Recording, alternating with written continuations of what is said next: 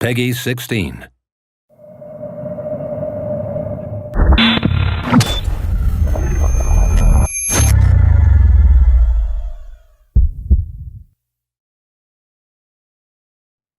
Don't forget who you are and where you come from. F. Scott Fitzgerald. Despite the best efforts of the nameless hero in previous installments, the world in Risen 3 Titan Lords is still on the brink of disaster. This time, however, a new hero has to step up, and he's got a very personal score to settle with the Titan Lords. You see, their relentless war has not only laid waste to most of the world and unleashed the dead from the depths of the planet, they've also stolen his soul. Our new hero will face a greater yet familiar threat in an adventure that Piranha Bytes have declared is going back to its roots, taking favorite elements from Risen 1 and the original Gothic series. But what does that mean exactly? The handcrafted world. A key trait of Piranha Bytes games is the believable and authentic game worlds that they craft. This handcrafted world is one shaped by narrative. Nothing is there by chance, nothing is placed at random, and nothing is generated. Everything has its own look and purpose, and the larger world, crafted for Risen 3 Titan Lords, is no exception. This time around, the world of Risen 3 gives the hero the opportunity to explore a darker tone, as seen in areas such as Calador, home of the legendary demon hunters, and Taranis, home of the mages and their protectors, the Guardians. Both of these areas may trigger memories of environments found in Risen 1, and they also offer a distinctly Gothic vibe. Heroes will discover quests and characters as they make their way through this diverse world. From quaint medieval-style towns and deep dark mines to the supernatural shadow world, there is a wealth of possibilities waiting to be explored, and for fans of the Piranha Bytes heritage, there may even be some familiar elements and indeed faces along the way. Mages. We should never have banished them. We should have killed them. Exploration. There's much to discover, and heroes are freer than ever to explore, whether it's treasure hunting in ancient ruins, roaming through forests or abandoned mines, and, for the first time ever in the Risen series, swimming off to uncharted areas, both with and without the aid of a map. No matter where one goes, as you'd expect, it's no walk in the park. Deadly creatures are lurking behind every corner, and the world itself isn't much friendlier than the local fauna. The world contains many dangerous areas loaded with precarious paths, booby traps, dead ends, and of course puzzles. But in Risen 3, as ever, fortune favors the brave, and more often than not, exploration reaps rewards, be it gold, peculiar quests, legendary items, or even secret passages. Attitude. At the end of a hard day's adventuring, our weary hero also can't always expect to kick back and relax peacefully with pals at the local tavern. But hey, that's Risen for you. Not everybody wants to be your best friend from the start, and those that do probably can't be trusted. Respect has to be earned or even taken. Go fuck yourself. You are just cruising for a bruising. Come here, shrimp. And it simply wouldn't be Risen if the hero was able to dominate every fight right from the start. Similar to former Risen games or the legendary Gothic series, our hero has to pick his battles carefully. Sometimes there's no shame in retreat, so long as you can come back later with a bigger sword and the experience to wield it. Combat. However, hot-blooded heroes may meet a swift demise if they're not careful. The true hero is mindful of his opponents in combat and uses his full repertoire of skills. Fast attacks keep opponents on their toes, but they don't do excessive damage. Heavy attacks, on the other hand, do a lot of damage, but they also expose the hero's defenses. The key is to observe and find the best time to block, evade, counterattack, or even change tactics. Our hero has more combat options than ever before, allowing him to switch strategies seamlessly.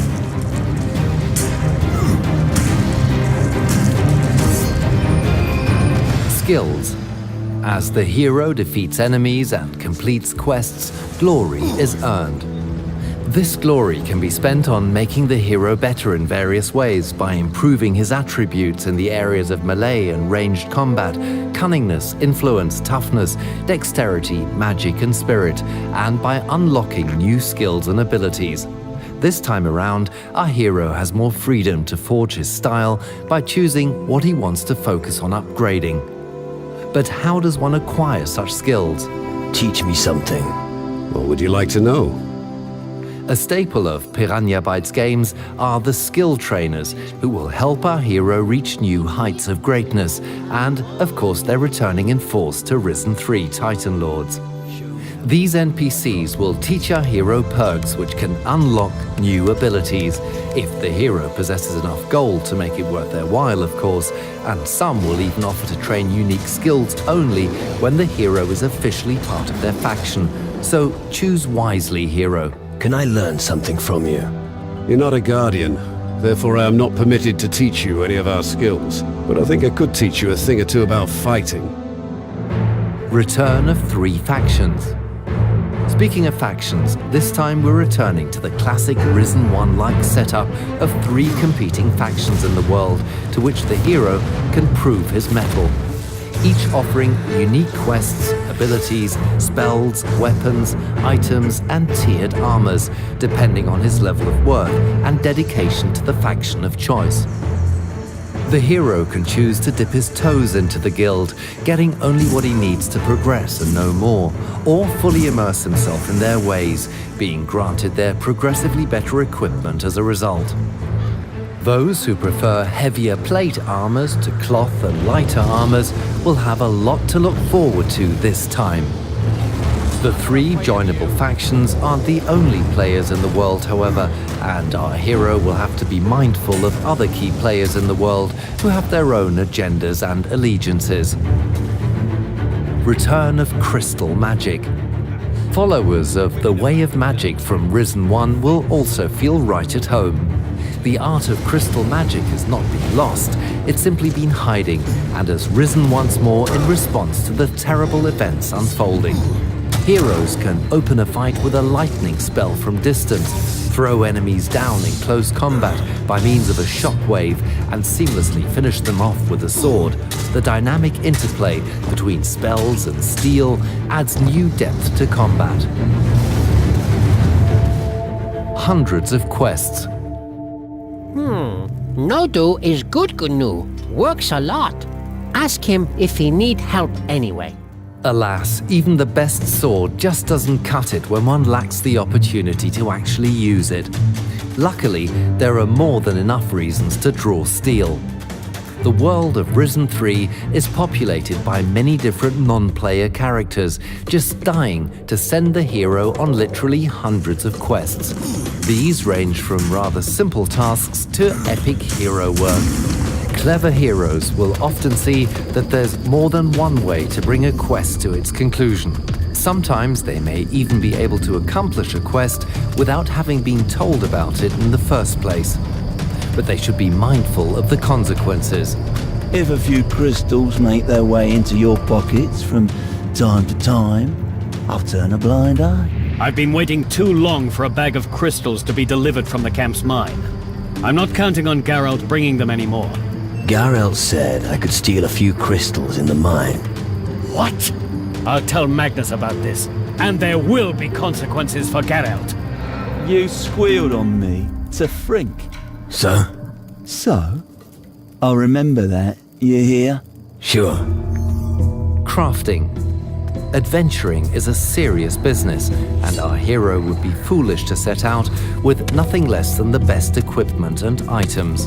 Crafting returns to allow our hero to take fate into his own hands by letting him brew his own potions, forge his own weapons, craft spells, stat-boosting jewelry, enchantments, and more. Thrifty heroes keen on crafting will know to keep their eyes open for the raw materials in the world, be it from plant life, mining ore, or liberating claws and teeth from hunted creatures. The living world. The brave hero sometimes earns a bit of downtime, and on occasion he can sit back and watch the inhabitants of the world go about their daily business, be it going to work and returning home, training for the troubles ahead, or simply spending their hard-earned cash in the taverns. Ah, customers! The dynamic day and night cycle is also perfect for kleptomaniacs. When everyone's asleep and no one's looking, sticky-fingered heroes can nick anything that isn't nailed down, so long as they aren't spotted. But they needn't worry about overloading their pockets. There's no such thing as over-encumbrance here. Risen 3 is made for players looking for a classic RPG experience, for players that harken back to the days and nights when games refused to hold their hand and left their path and destiny up to them. It's a game driven by these fans and built around their feedback. Thank you for joining us today. We hope this has given you an insight into how the veteran team of Piranha Bytes are drawing on their heritage for Risen 3 and how they continue to fly the banner for classic RPG experiences, bringing their unique style and personality to the role-playing games of today. Risen.